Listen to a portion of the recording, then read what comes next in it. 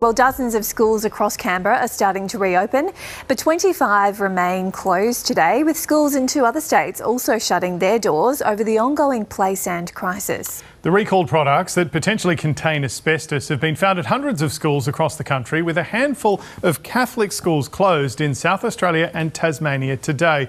But experts stress that the risk remains low. Our reporter Monty Bovell joins us now from Canberra. Monty, what's the latest with these school closures? Well, James, here in the ACT, 70 schools were closed across Canberra yesterday. That number is down to 25 today. We've been seeing a lot of work happening over the last few days, where we're seeing licensed asbestos contractors come into these schools, find this asbestos contaminated sand and then remove it safely. So that work has brought down the number of schools that are closed quite significantly. 16 schools are only partially reopening today, so that means a number of grade groups are still being told to stay at home.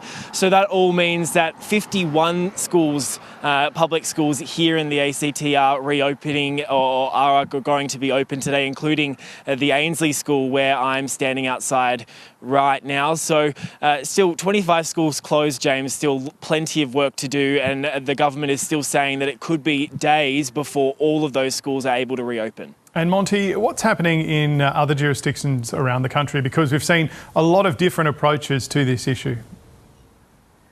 Yeah, absolutely, that's right. Plenty of different approaches when it comes to this coloured play sand. In Tasmania, we've learnt now that at least 6 Catholic schools across the island state are going to be closed today. Several other schools, private schools in Tasmania, are also partially closing, so hundreds of students affected there. In South Australia, we know that public education sites, around 300 of them, have now reported this decorative sand being present in those schools.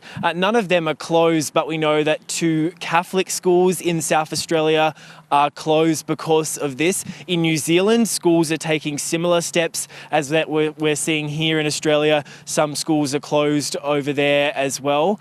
It's a very patchy approach, and the Asbestos Disease Society of Australia has noted that. They say they've raised some concerns about the lack of uniformity between the states and territories, and that really does come down to the different regulations across each state and territory and across each sector, and that's why we are seeing this patchy sort of national approach when it comes to this.